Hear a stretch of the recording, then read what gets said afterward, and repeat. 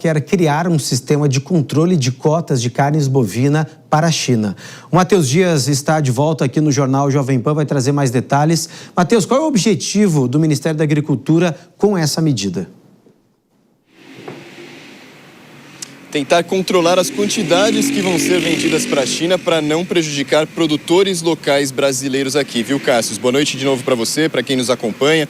Isso acontece porque em dezembro do ano passado, o Ministério do Comércio da China anunciou tarifas de 55% a produtos que extrapolassem as cotas estabelecidas para esses países. No caso do Brasil, é 1,1 milhão de toneladas a cota para 2026. Então, o que for vendido nessa cota é vendido sem nenhuma tarifa. O que extrapolar essa cota, aí 55% de tarifas, o governo brasileiro estipula uma perda de cerca de 600 mil toneladas de carne bovina que era vendida ali para a China e que vai diminuir em 2026. E com essa redução, por conta dessas cotas, estipula também alguns problemas que podem acabar acontecendo com competições irregulares, aqui competições indevidas entre produtores brasileiros aqui, no caso venda antecipada, contratos antecipados para tentar vender ali os produtos para a China e entrar nessa cota, não pagar as tarifas, ou talvez redução excessiva nos preços.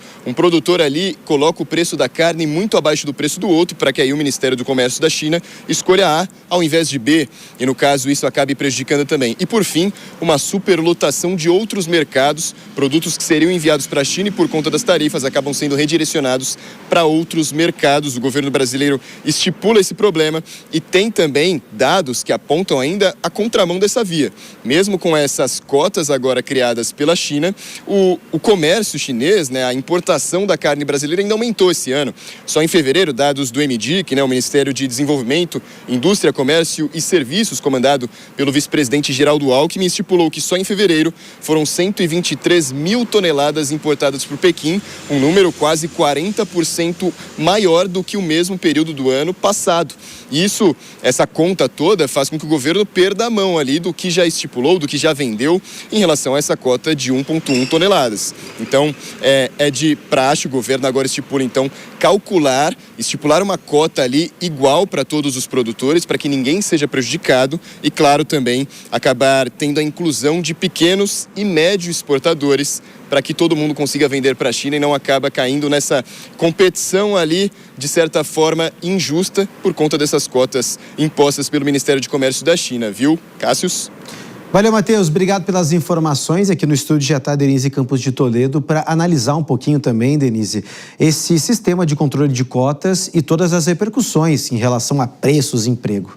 Na verdade, é uma estratégia que coloca determinadas regras para as importações de carne pela China, que responde por quase metade das exportações de carne aqui do Brasil, não é? Então, é uma salvaguarda colocada a partir de determinado limite, haverá uma sobretaxa para os exportadores. Eu acho que o problema não é nem a concorrência que se está prevendo entre os produtores locais, mas sim a possibilidade também de o Brasil ter um menor resultado em termos de exportação, porque não é apenas a China que está fazendo isso, o México também está colocando uma medida de salvaguarda, limitando o quanto que pode ir para o mercado mexicano. No dia 5 de janeiro foi anunciada a taxa de 20% toda a carne bovina que superar o volume de 70 mil toneladas. Então é uma medida bastante parecida com essa adotada pela China. O México tem um peso menor em toda a pauta exportadora do Brasil, mas de qualquer modo, abaixo desse limite, a importação continua isenta de tarifa. Se ultrapassar, aí tem a taxação e a China faz essa mesma ameaça, entre aspas, agora. É uma nova estratégia comercial, não é? Tarifaço também da China se o Brasil exportar demais para lá. Perfeito, Denise. E olha só, gente, o vice-presidente Geraldo Alckmin se encontrou hoje com senadores para discutir análise do acordo do Mercosul com a União Europeia lá no Congresso Nacional. A reportagem é do Igor Damasceno. O vice-presidente e ministro da Indústria, Geraldo Alckmin, está confiante de que o acordo de livre comércio será aprovado no Congresso Nacional. A votação na representação brasileira no Parlasul está marcada para 24 de fevereiro e, se for aprovado, seguirá direto para o plenário da Câmara. Alckmin considera que o tratado é importante para desenvolver a economia dos membros do Mercosul e que os demais países também já estão se mobilizando para aprovar o texto em seus parlamentos. O presidente Lula encaminhou à Câmara a mensagem para a internalização do acordo. Aliás, os 4 países do Mercosul já o fizeram. Paraguai, Uruguai, Argentina e Brasil. E o senador Nelson Trade e a Tereza Cristina estão trabalhando muito para agilizar. Então, deve ser primeiro aprovado no Parlasul, depois a Câmara decide se vai direto para o plenário ou cria uma comissão especial, mas nós estamos otimistas que a gente possa resolver até o fim de fevereiro. Depois vai para o Senado Federal. Ontem, o texto do acordo foi lido na representação brasileira no Parlasul, mas parlamentares pediram mais tempo de análise. O motivo é que setores do agro temem que as salvaguardas dos países europeus gerem impactos negativos, principalmente ao setor leiteiro. As salvaguardas são garantias que o Parlamento Europeu aprovou para proteger o setor agrícola dos membros da União Europeia. Carne bovina, açúcar e leite são parte dos produtos que podem ser afetados. A senadora Tereza Cristina disse que está em tratativas com os setores do agro brasileiro para minimizar as preocupações e reverter os riscos. Nós temos, como eu sou desse setor, nós temos que trabalhar para que alguns segmentos não sejam fortemente atingidos, como o leite, que tem uma preocupação, o setor lácteo, que passa por uma crise interna. Então eles têm uma preocupação da concorrência dos produtos que vêm de lá para cá. Então é isso tudo que nós estamos conversando e por isso o grupo de trabalho na Comissão de Relações Exteriores para poder ver como é que nós vamos ajudar, vamos dizer, esses segmentos que no início podem vir a ter, eu não estou dizendo que vão ter, mas que podem vir a ter problemas, o setor de vinhos e assim tem alguns outros. A expectativa é de que o acordo seja aprovado com folga, tanto na Câmara quanto no Senado. Se isso acontecer, a parte brasileira no acordo já estará pronta para ser executada.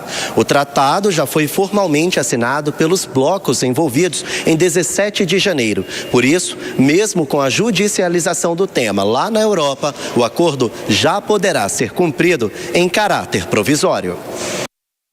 Bom, Denise Campos de Toledo, a gente vê pelo menos os parlamentares trabalhando, tentando avançar cada vez mais, né, na aprovação dentro do Congresso Nacional, para que, de certa forma, o acordo de livre comércio comece o quanto antes. Exatamente, mas não está tão simples como se parecia, porque pareceu um grande negócio para o Mercosul, pela ampliação do mercado, especialmente para o agro, mas o agro não ficou tão satisfeito assim com os termos do acordo que foi formalizado, exatamente por restrições que foram colocadas aos produtos agropecuários, pela competitividade que tem, pela capacidade produtiva aqui do Brasil, que é um grande concorrente global. A Europa fica numa situação de desvantagem, por isso que alguns países não quiseram aderir, como é o caso da França. Inclusive, ontem Macron criticou, disse que não seria bom para a União Europeia esse acordo com o Mercosul, exatamente pela preocupação com a concorrência. E aqui do Brasil, em contrapartida, se tem o agro preocupado exatamente com as restrições que foram colocadas pela União Europeia. Ver qual vai ser o encaminhamento.